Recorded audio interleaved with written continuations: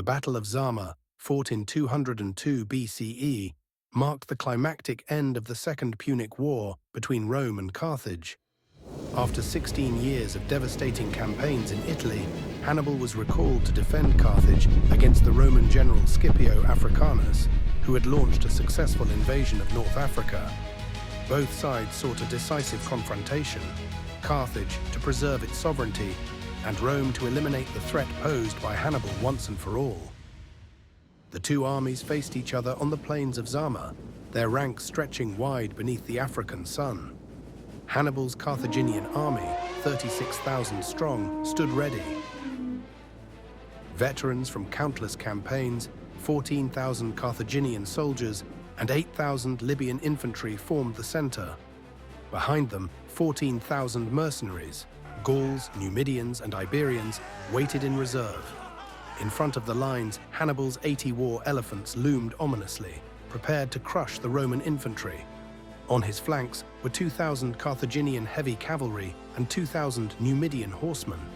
Opposite, Scipio Africanus commanded 28,000 infantry, led by 20,000 seasoned Roman Legionaries and supported by 8,000 allied troops, Italian Socii and Iberian Scutarii. The Roman cavalry, 4,000 Equites and 2,000 Numidians, took position under Gaius Laelius and Massinissa, ready to counter Hannibal's cavalry. The stillness was broken as Hannibal ordered the elephants forward, their thundering charge shaking the ground. Scipio, calm and composed, had anticipated this.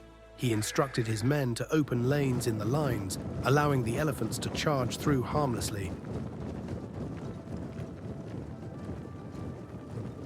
The beasts, confused by the sudden lack of resistance, veered uncontrollably.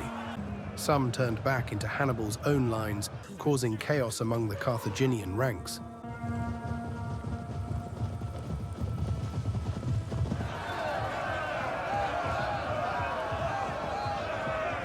Taking advantage of the confusion, Laelius and Massinissa led their cavalry into battle, engaging Hannibal's cavalry on both flanks. The clash was brutal, with Roman and Numidian horsemen struggling to gain the upper hand.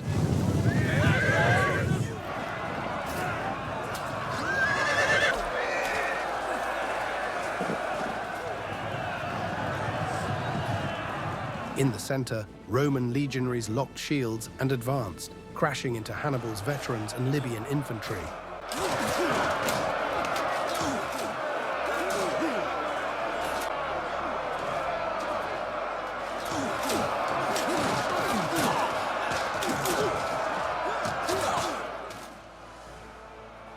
Gradually, the disciplined Roman cavalry overwhelmed the Carthaginians, forcing them to retreat. The infantry battle raged.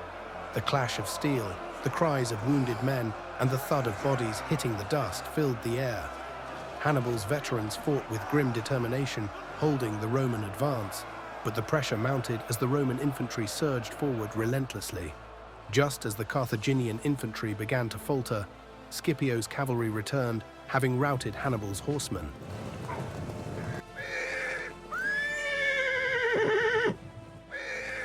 Scipio's instructions were simple: flank both the sides and strike the Carthaginian allies from the rear. At once, the Roman cavalry split up and rode fast around the Carthaginian forces.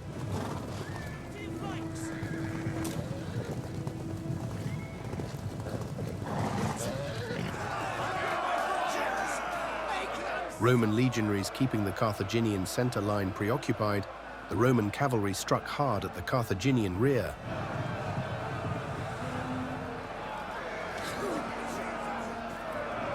The Carthaginian lines wavered, then broke.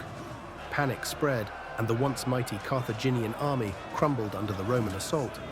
Hannibal, watching from the rear, knew the battle was lost. His once proud forces were now in full retreat, and the Roman cavalry closed in from all sides. Realizing that any attempt to rally his troops would be futile, he turned his horse and fled toward Hadrumetum, leaving the battlefield to the Romans. The decisive blow had been struck. As Hannibal rode through the dust, Scipio's forces mopped up the remnants of the Carthaginian army. The Romans had lost only 1,500 men, While over 20,000 Carthaginians lay dead and another 10,000 had been captured, the Second Punic War was over,